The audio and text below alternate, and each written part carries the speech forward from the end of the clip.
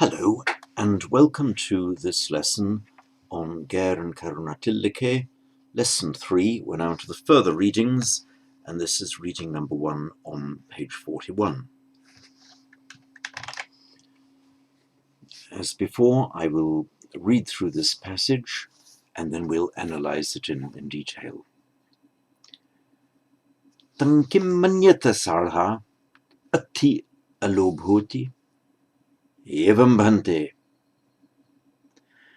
anabhijhati ko aham salha etamatham vadami aluddho ko ayam salha anabhijhalu nevapanam hanati na adinnamadiyati na paradarang gacchati na musa bhanati parampi na tattataya samadapeti yang sahoti digharatang hittaya sukhayati evam bhante tang kim manyata salha atti adosoti evam bhante abhyapadoti ko aham salha etamatham vadami adruttho ko ayam salha abhyapanna chitto nevapanam hanati na adinnamadiyati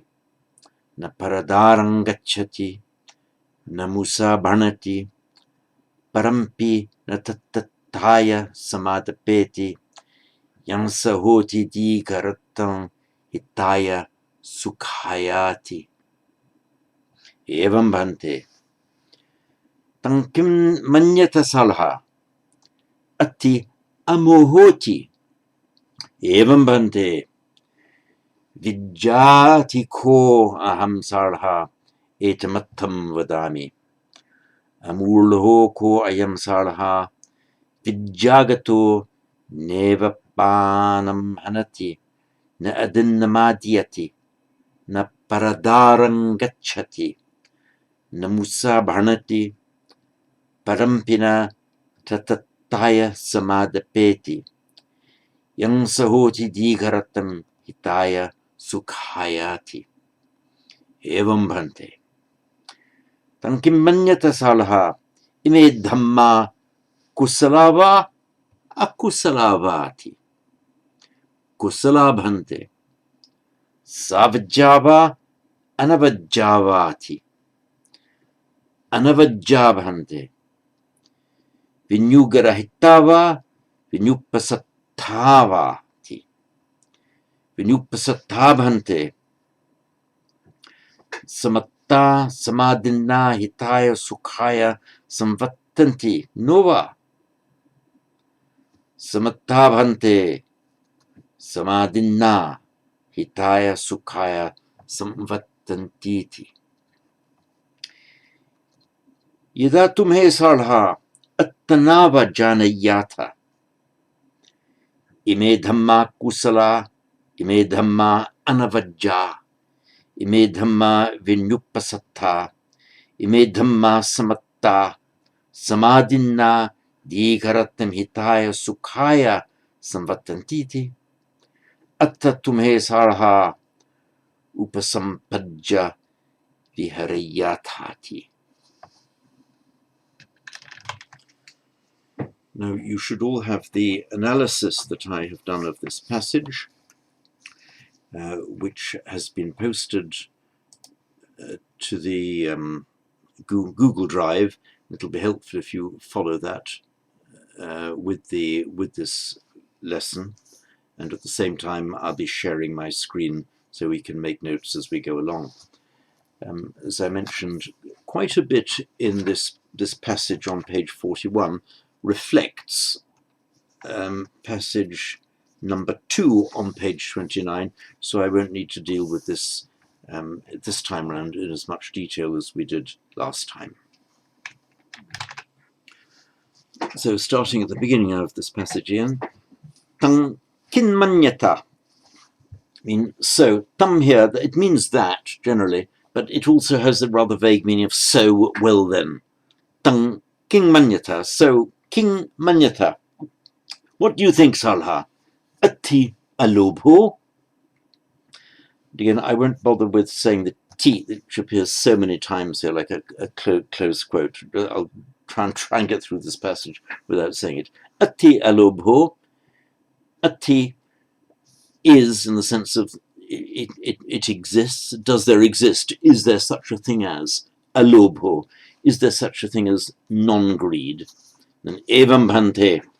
Evam, you know, as meaning thus, but it's also used to mean yes, rather like the Latin etiam. Etiam means thus, also yes. So, anabhijatiko aham silha etamattam vadami.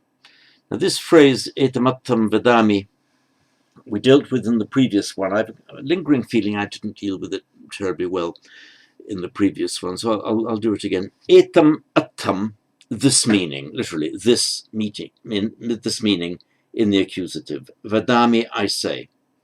So etam attam vadami, literally, I say this meaning. What he's doing here, he's taking from the previous sentence the word alobho, and he's saying to Salha, is there such a thing, ati alobho? Is there such a thing as alobho, as non-greed? Evam bhante. And then he's now defining what he means by that word. Not exactly defining, but giving a synonym for it. As if he's saying another way of saying this, or another meaning for it. It's more another way of saying it. That's why he's saying anabhija. Yes, this word anabhija is, I say, is the meaning of lobho. So, alobho. Alobho, etam attam vadami, I give it this meaning, anabhija. Alobho, etam attam vadami, I give this meaning for it, anabhija. That's non-covetousness. Aludho ko ayam silha, anabhijalu. So aludho, I'll share my screen now with you for the notes.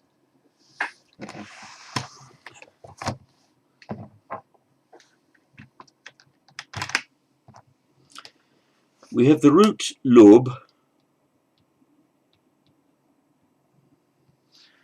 which, as I've said before, is actually cognate with the English word love, but it's used more in the sense of wanting to get something.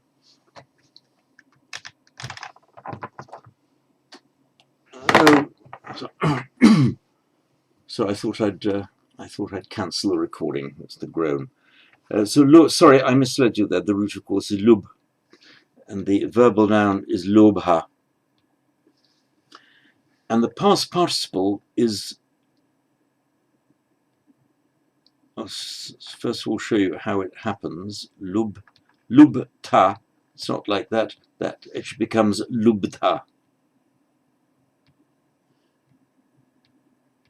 In Sanskrit and in Pali, luddha.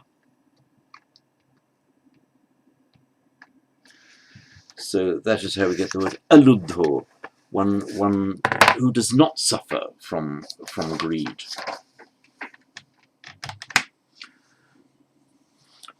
So it means aludho ko ayam, that is ayam aludho, this non-greedy person. An abhijalu, non-covetous person. Neva panam hanati, does not literally kill life or take life. Na adinamadiyati, we've been through this before. Na paradarangachati, na musabhanati. Now to a part that's new. Parampi, para means other. Now we've seen it as in paradara, meaning another's wife. There it's used as a prefix. Paradarangachati, na paradarangachati. He does not go to another person's wife. Here it's used as an independent pronoun, just means others. Parampi can be used in the singular or the plural. So parampina tatataya samadapeti means he does not incite another or incite others. It's a mere stylistic, whether used in the singular or plural, in English and the same as Pali. He does not incite others to do the same. Tatataya. So tata, as we know, means thus.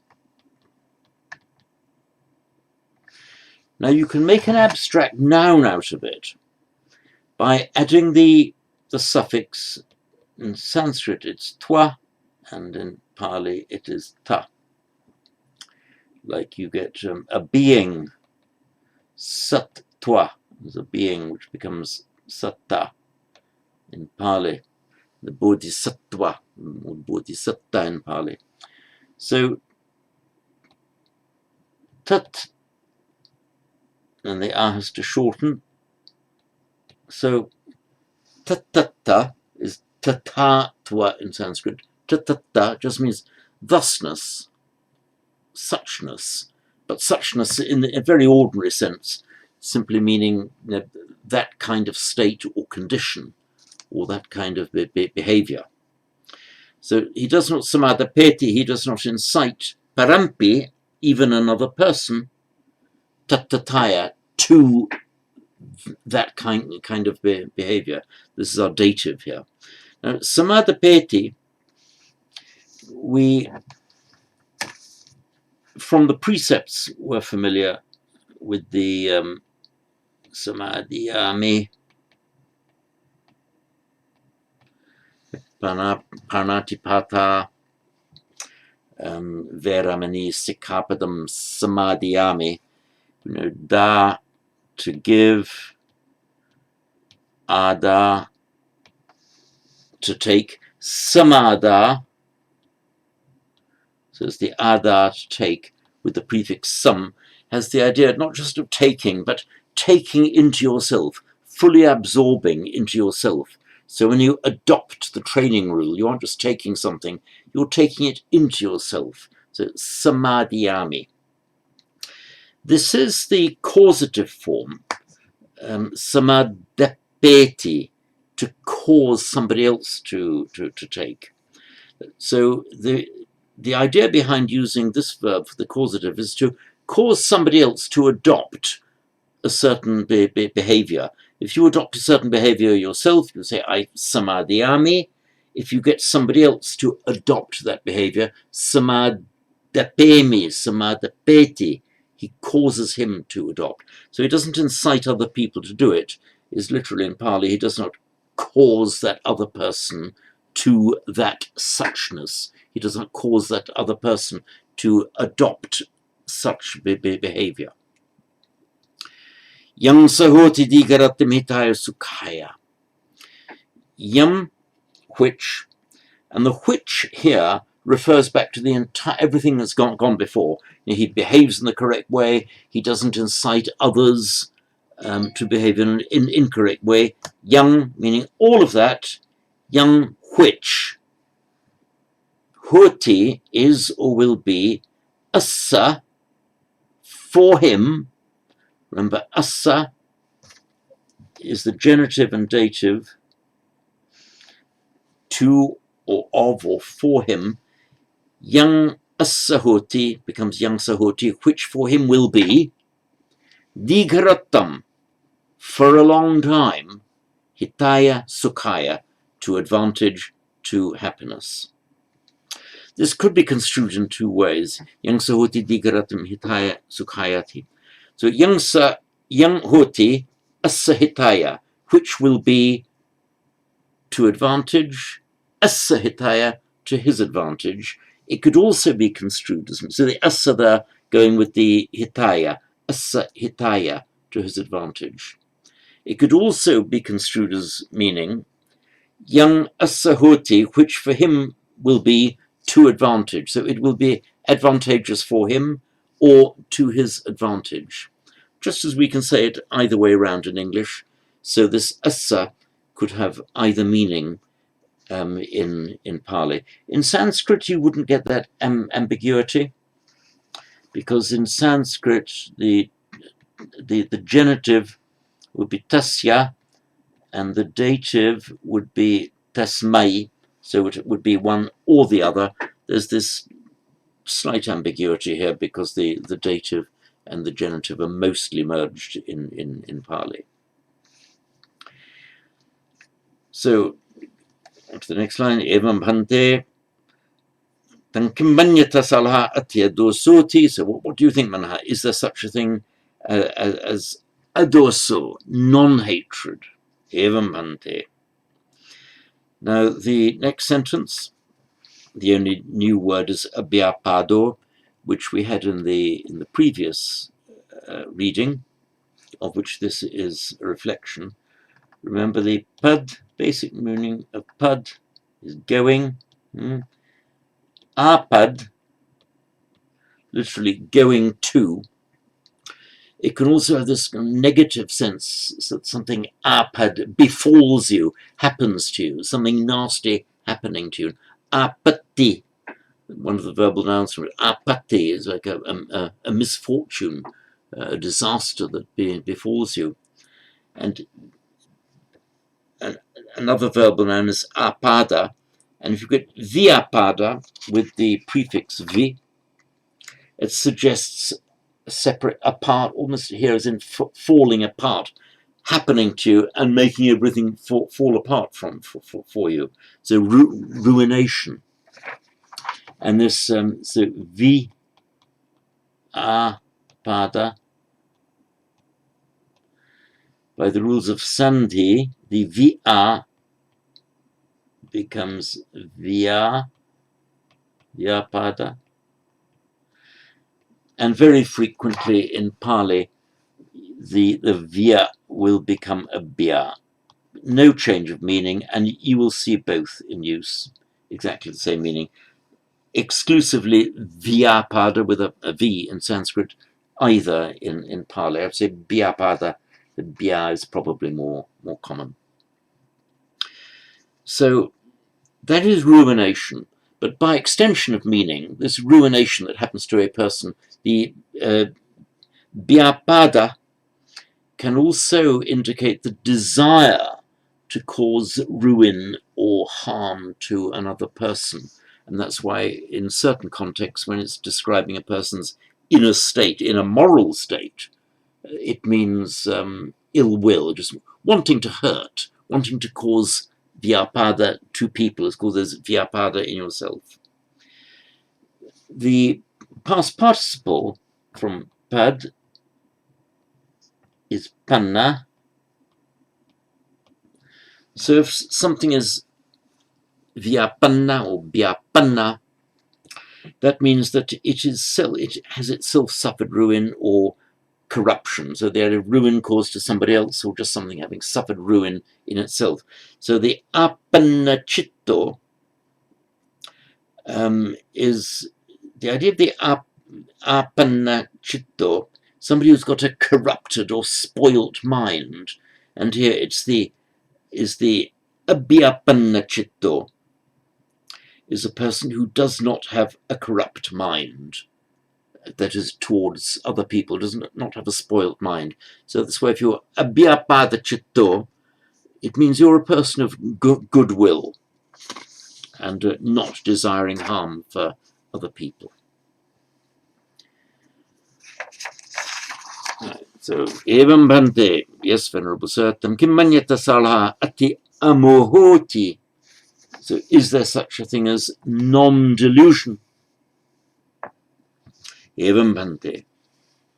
The next sentence, beginning vidyati, it's the same as the previous one, but the difference is in the word vidya and amurha. So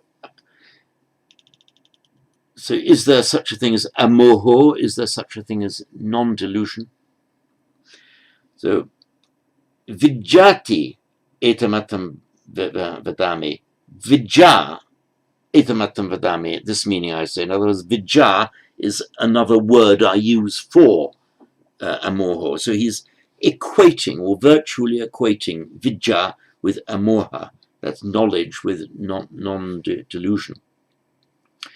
And in this line also, we don't need to deal with this in detail. We've done most of it. is we have Vijagato. Oops, I seem to have.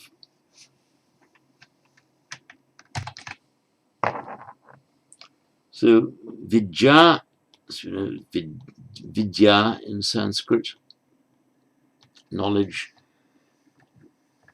If you're something gata, gata literally gone, if you're Vidya gata, it means you are possessed of not, you are knowledge gone, you have gone into knowledge, and therefore just means knowledgeable. Or here, of course, it means wise rather than knowledgeable. So Vijagato nevapanam hanati. So the Vijagata, the person gone to knowledge, the wise person, the person of wisdom, does not take life, and so on and so on. And then the evam bhante. In the next line, tankin manyata salha. So what do you think, Salha? Ime dhamma kusalava akusalavati. Are these qualities kusala, skillful, akusalava, or unskillful? It would have been equally correct to say kusala, akusalava, skillful or unskillful, but just as you can repeat the cha, so equally you can repeat the va. Kusalava, akusalava. Although they skillful, wholesome, or unskillful, unwholesome. Kusalavante. Savajava, anavajava. Are they reprehensible or commendable? Again, so vad, the root vad, to say or to speak. The what's called the future passive participle, also known as the gerundive. Vadya means sayable, speakable, or what should be said, what should be spoken. Vadya in Sanskrit, vajja in Pali. If something is avajja, literally unspeakable, therefore reprehensible, and also it's used as a noun, something that is reprehensible. Avajjam, an unspeakable, meaning a reprehensible thing. So if something is sa avajja means having or possessed of reprehensibleness, avajja, which of course by Santa becomes savajja, is reprehensible, and without avajja is without the avajja, without something that is unspeakable, therefore non-unspeakable, therefore commendable. So they're anavajjabhante, commendable. Vinyu garahitava, vinyu pasattavati. So garahati is to blame. Garahati. If something is garahita, that's the past participle, past passive participle. That means blamed or blameworthy. Or also has the meaning of despising. It's more blaming, censuring somebody. So vinyu, so as we know, vinya, wisdom, panya also, vinya, also vinya and panya, and vinyu, somebody who has panya, so vinyu garahita is wise censured, that is censured by the wise, or vinyupasattavati, or praised by the wise. Now you'll see here vinyugarahita with the long u, and in the next word vinyupasatta, the u is shortened because the word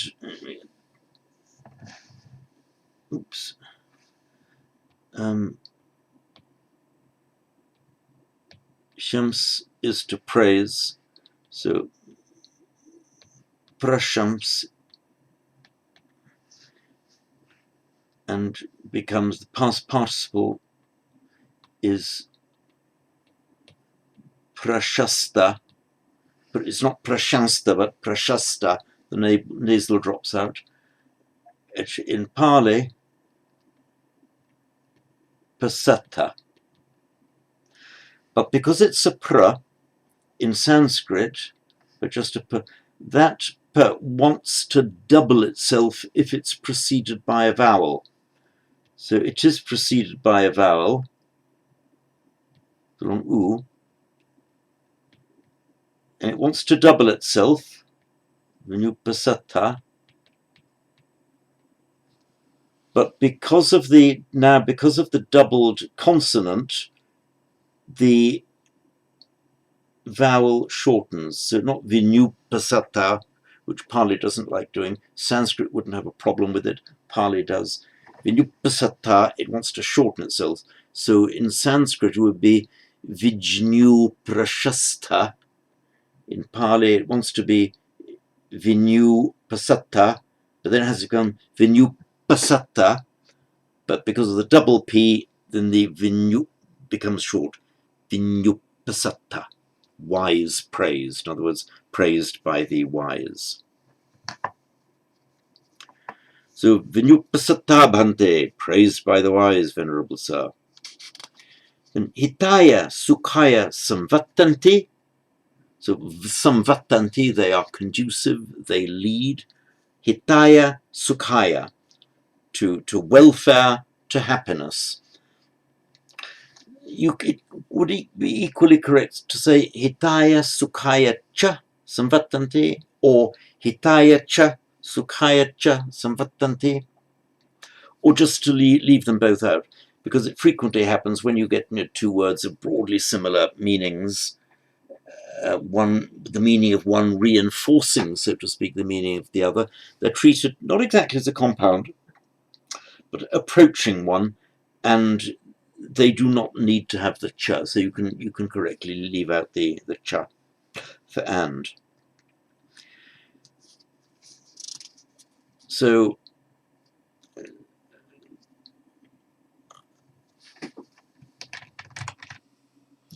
sorry, I just realized there was an error in the TypeScript, which I have corrected. So samatta samadinna hitaya sukhaya samvattanti. So samatta means completely grasped or completely obtained. It's from the root up, and it makes in Sanskrit the past participle is apta, in Pali atta, and samap just suggests the fulfillment or the completion of something. So not just up, not just got, but samapta, fully grasped, fully got hold of. So in Sanskrit there would be samapta, and in Pali, as usually, apta becomes an atta. So samatta. And it's in the text samatta in the masculine nominative plural to agree with dhamma. Ime dhamma kusalava. And so samatta, these dhamma, samatta being fully grasped, and samadhinna, taken into oneself, the samadhyati, samadhyami, I take into myself, the present tense samadhyami,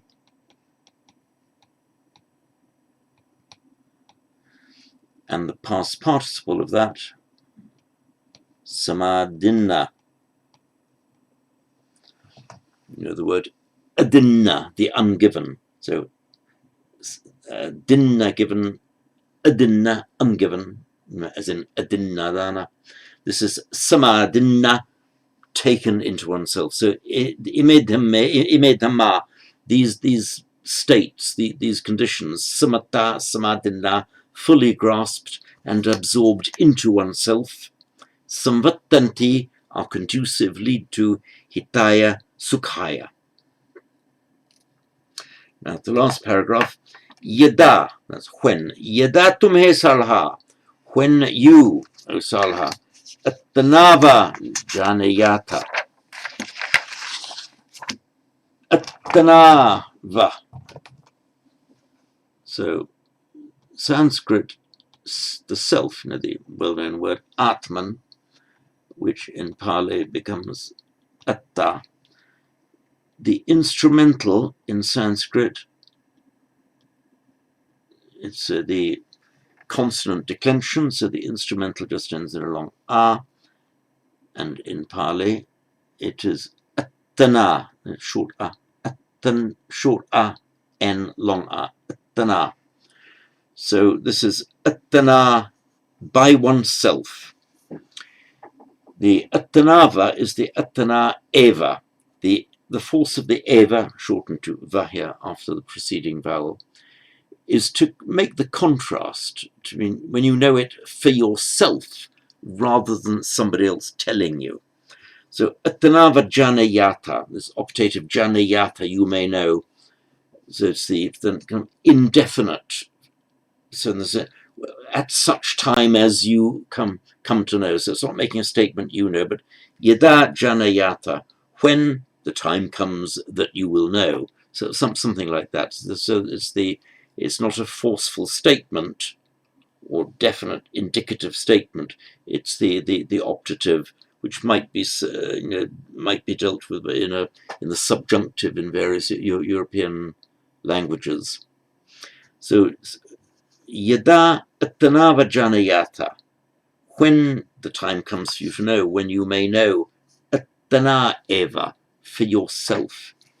Imedhamma Kusala, these states are skillful. Imedhamma Anavajja, these states are blameless. Imedhamma Vinyupasatta, these states are praised by the wise.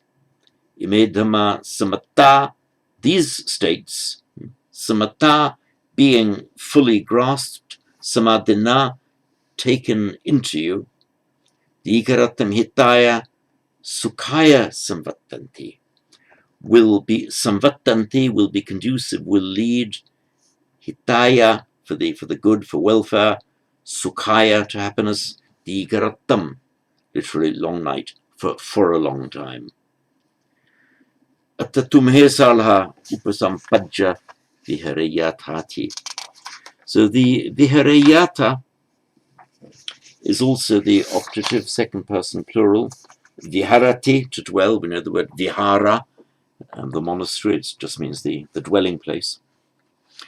So when yada janayata, when you know, viharayata, again the optative form, the indefinite, then at that time you will dwell. Upasampajja. The upasampajja is having obtained, having attained, rather, having got to that place. So having got to that place, you will dwell. Another way of putting it is, you will dwell in a state of attainment. That's the upasampajja. Again, it's our root, a very common root. Pad, meaning to go or to get somewhere. Sampad. Sampad means just not to go towards it, but to arrive there. Upasampad, the full attaining of it. And the absolute of the having obtained is in Sanskrit, upasampadya. And of course, in the Pali, it becomes upasampajja. Right, that is the end of that passage. Thank you.